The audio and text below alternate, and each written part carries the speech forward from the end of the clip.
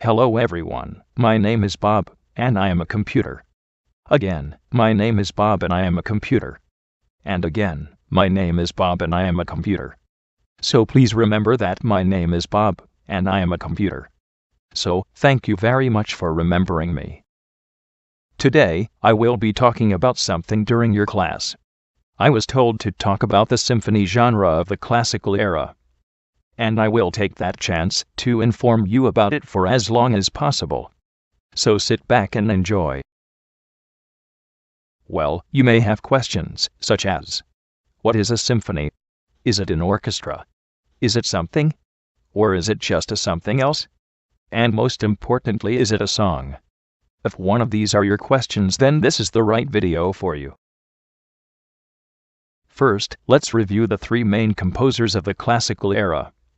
And they are Franz Joseph Haydn, Wolfgang Amadeus Mozart, and Samuel Ludwig van Beethoven. Beethoven composed 9 symphonies, and he is a man. Mozart composed 41 symphonies, and he is also a man. And Haydn composed 106 symphonies, and he is the man. Okay, let's explain the history of the symphony. The word symphony came from an Italian word, sinfonia. Sinfonias were originally used as introductions to something more substantial. Gradually, these instrumental pieces achieved independent status and were played in concert performances. Johann Stamitz established the norm for the symphony by expanding it into a 4-movement scheme. The first movement is fast and serious. The second movement is slow and lyrical. The third movement is graceful and moderate. And for the last movement, it is fast and light-hearted. Johann Stamitz also established the basic structure of the classic orchestra.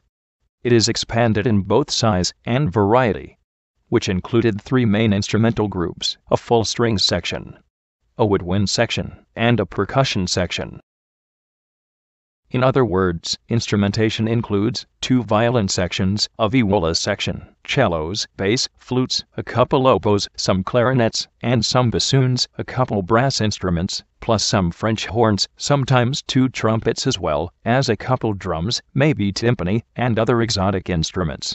And, for those who request a repeat, the instrumentation includes 2 violin sections, a viola section, cellos, bass, flutes, a couple oboes, some clarinets, and some bassoons, a couple brass instruments, plus some French horns, sometimes 2 trumpets as well as a couple drums, maybe timpani, and other exotic instruments. In actual performances, the size of the string section varies accordingly to the financial resources of the sponsor. In rich cities, there could be several violinists, viola players, cellists, and bass players. In poor cities, there could be 0 violinist, 0 viola players, 0 cellist, and 0 bass players. The first movement is almost always in sonata form. Sometimes it is just called first movement form because I forgot. Anyways, this movement is composed of 3 sections, starting with the exposition section, followed by the development part, and ending with a recapitulation section. Now let's listen to the exposition of the first movement from Mozart's Symphony No. 40 in G minor.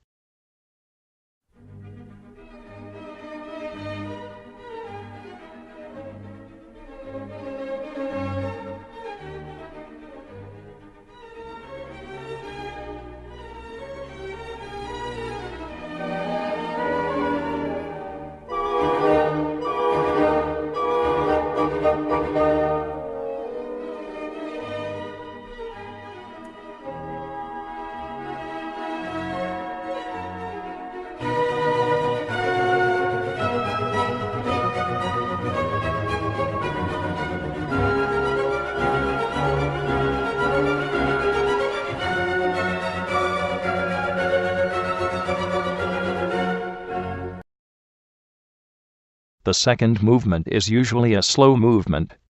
It is simple in form and often contains beautiful melodies.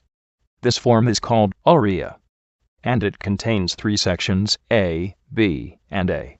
Now, let us listen to this example from Haydn's Symphony No. 101, The Clock. Also, make note of the continuous sound in the background of the melody.